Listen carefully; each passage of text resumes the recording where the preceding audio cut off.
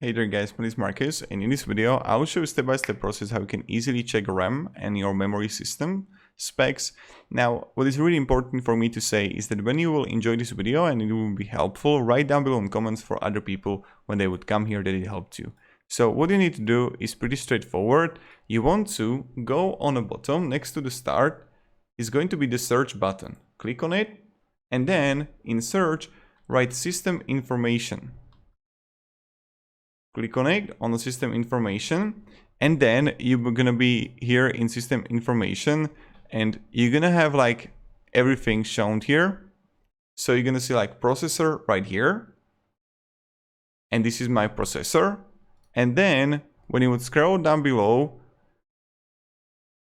you're gonna see installed physical memory, RAM, right here. And you would find all the hardware sources and everything on the left.